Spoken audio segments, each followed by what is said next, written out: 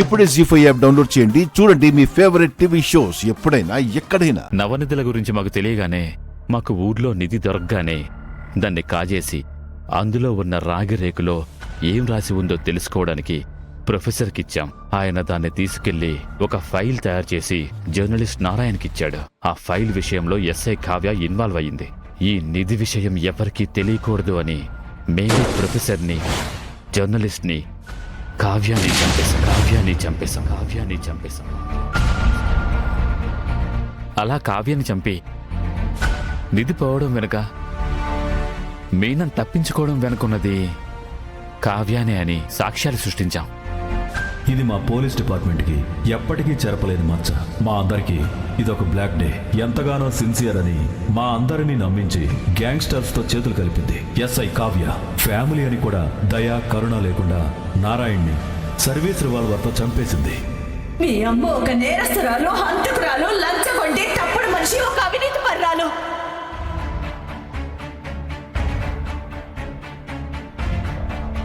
మరి మీకు సాయం చేసిన పోలీస్ ఆఫీసర్ ఎవరు? అప్పటి సిఐ సత్యప్రసాద్.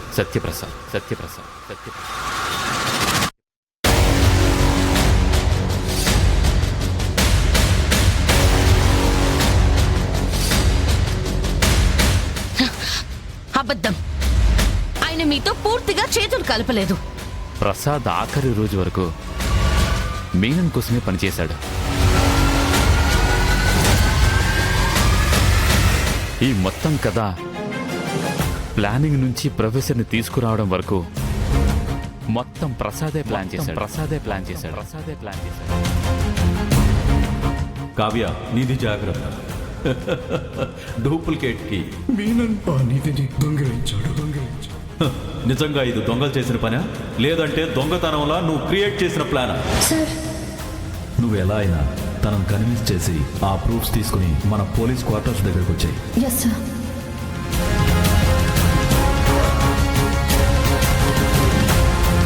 శివయ్య, అన్నయ్యని తీసుకుని త్వరగా ప్రెస్ చేయండి. ఆఖరికి ఇన్స్పెక్టర్ కావ్యని, జర్నలిస్ట్ నారాయణ్ని ప్రసాద్ కళ్ళ ముందే ఆ మీనం చంపేశాడు.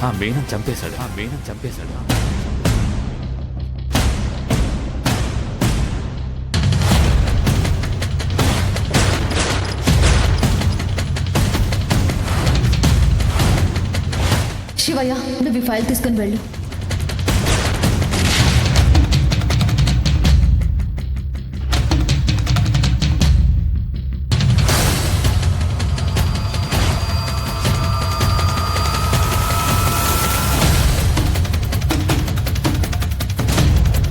జీపులో వెళ్తుండగా బ్రేకులు ఫెయిల్ అయ్యి కారు బ్లాస్ట్ అయి చనిపోయింది. కావ్య డిపార్ట్మెంట్లో చేరినప్పటి నుంచి మా అందరి కళ్ళు కప్పి లంచాలు తీసుకుంటూ అమాయకుల్ని బెదిరిస్తుందని మాకు తెలిసింది.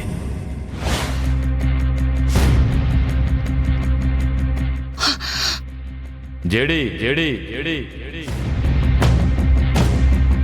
నీకు కావ్యకి ఏం సంబంధం ఉందో నాకు తెలియదు, కానీ నువ్వు ఇదంతా చేస్తుంది కావ్య మీద పడిన నింద జరపడానికని నాకు అర్థమైంది. కానీ కావ్య నిర్దోషాన్ని నిరూపించాలంటే మమ్మల్ని అరెస్ట్ చేస్తే సరిపోదు, మీనన్ని కూడా పట్టుకోవాలి, కోర్టు ముందు నిలబెట్టాలి.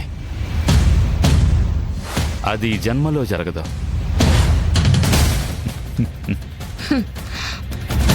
జీ5 యాప్ డౌన్లోడ్ చేసి అన్ని ఎపిసోడ్స్ పూర్తి ఉచితంగా చూడండి.